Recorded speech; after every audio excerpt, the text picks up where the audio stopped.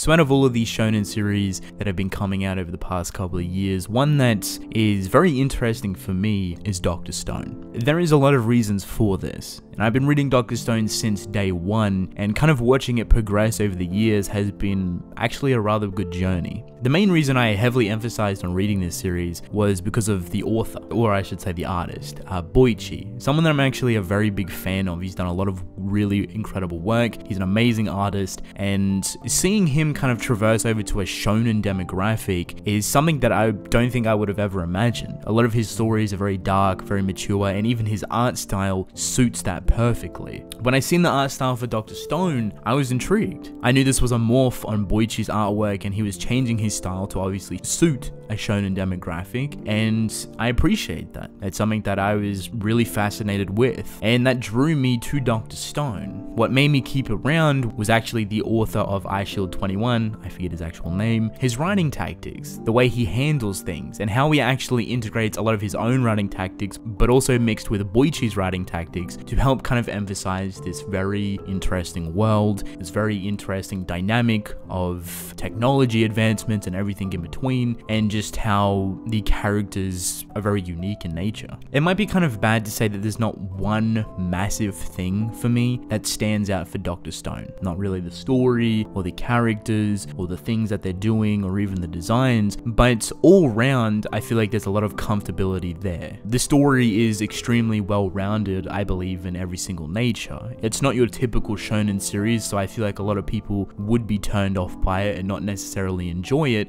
but there's definitely a lot of importance to Dr. Stone, and even its success, and dare I say continued success. The first thing that I want to focus on, which is extremely important to the story, is the integral kind of understanding of their storytelling. Basically how they go about explaining things with technological advancements and these creations. This is a primary focus of the story. Without this, the story would be kind of a couple of notches below what it actually is now. Even though the author of Eyeshield 21 is the author for Dr. Stone, you can definitely see a lot of Boichi influences coming off on his writing. I wouldn't be surprised if Boichi himself are writing these very detailed analysis and breakdowns for these scientific breakthroughs and technological advancements, these creations that are going on. He does this pretty much in every single work that he's ever done. A good example right now that he's doing it in is Origin, where he explains in very high detail, but in some way very enjoyable and easy to digest, extremely well. I don't know how he continues to do it, but he kind of finds a way to make it enjoyable to read and even learn about this. And I think that's one of the biggest and most important things about Dr. Stone, like I was saying, is that this is kind of a learning experience. Yeah, you may not learn the legitimate details on how these things work or how to create it yourself, but you get a very vivid understanding of things that you may not have known about before. You're learning about stuff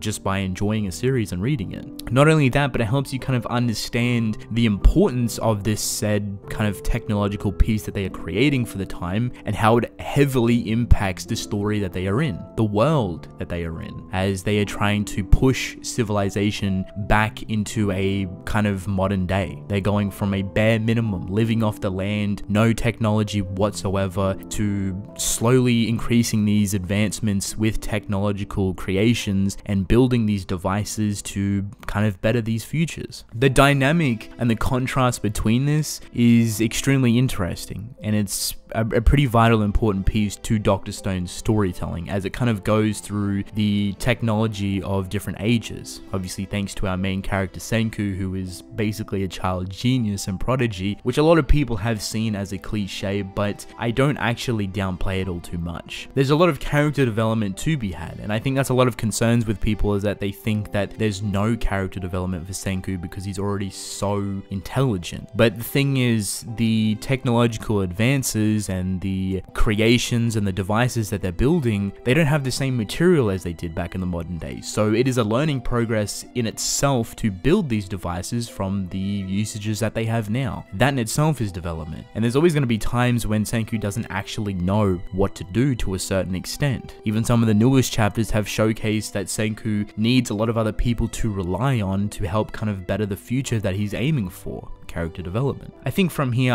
talking about the characters is obviously an important thing. These characters I find are very unique. There is a lot of characters, but each kind of have their own style and kind of importance to the story and what they actually add to the, the world and the atmosphere and everything in between. And it's very easy to either remember these characters or at least distinguish them from the rest of the group, especially if they've had quite a bit of panel time. Then usually these characters are pretty noticeable. Like, yep, that's that person, that's what they do, that's what they do. I've had this very easy time with kind of digesting all of the characters that Dr. Stone has been kind of flooding into the story. And I think it's because it's relaying these characters with the importance of the story, is how each kind of character that they slowly kind of awaken and bring into the cast plays a vital role in some way, shape or form that they didn't originally have. I think it contrasts really well with the story and with the original characters that come from the beginning. I think from here, the future of Dr. Stone is looking really good. There's a lot of things that they can evidently explore and actually do. The whole globe is kind of like a big playfield at the moment. We don't know what other people are doing. We've only seen it from one small pocket of civilization. Sooner or later, we're going to come across other people with other civilizations and other things going on. People that have broken out as well, that have made their own technological advancements, that have kind of regressed and kept the prehistoric foundation, that current period of having no technology.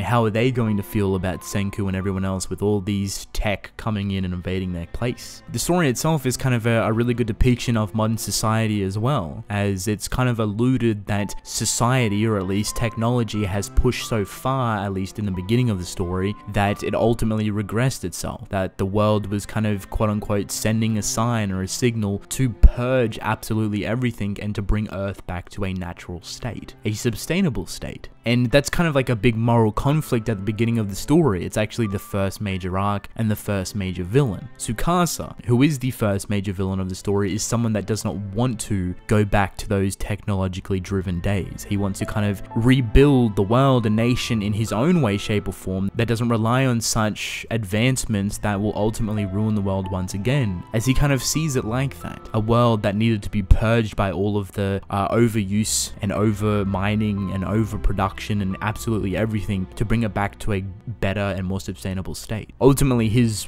direction and his situation and ideology was a little bit skewed, as he wanted to kind of create a quote-unquote perfect world in terms of just awakening people that kind of fit his needs, mostly young people. But he was somewhat in a clear understanding of the future and what he wanted to do. He wasn't coherently evil for the sake of it. He had actually decent intentions. And I think Tsukasa as a main villain really kind of throws you into that. Really kind of helps you grasp the concept of what's going on in Dr. Stone, but ultimately at the same time keeping you very close to a certain kind of perspective. The first 90 chapters, you kind of forget that the rest of the globe has been turned into these stone pillars, and you don't really want to know what's going on because you're so stuck and focused on this Tsukasa situation, and Senku slowly making more developments with technology, finding a tribe, getting their trust and working with them, and then ultimately trying to tackle a very, massive group that Tsukasa has currently built, outwitting them, outsmarting them, using more tech than them, and it leads down some very interesting paths and opens up some very interesting perspectives. So far, Dr. Stone, in my opinion, has been quite an experience. I understand a lot of people do not like it. I understand it's not going to be everyone's cup of tea, but I would recommend at least trying it. It's something that's different from the regular shonen series, its competitors. It's a lot more detailed. It has a lot more depth in terms of what it's trying to explore and everything that it's trying to explain. And if anything that I've said has kind of led you to feel like you may actually enjoy it, please go check it out. I would recommend you give it a read. The artwork is brilliant. The story is rather intriguing. The information that's getting pushed towards you is very easily digestible and actually sometimes fun to digest because you're learning about this, but it's also kind of in the midst of like a very brief and kind of euphoric moment at times, whether it be a highly dangerous weapon before a fight or something that's going to push them even further into kind of technological advancements, etc, etc. There's a lot of things that this series has to offer, and a lot of people do turn a blind eye to it because it's not the typical series. But hopefully a lot more people will check it out or give it a chance, and I think, a good amount of people would actually enjoy it to a certain extent. So with that being said, that's basically it. If you've read Dr. Stone, let me know what you think. Do you love it? Do you hate it? Do you think it's got potential? I'm interested to hear your thoughts. But with that being said, I want to thank you all for watching, and I will see you in the next one. Goodbye.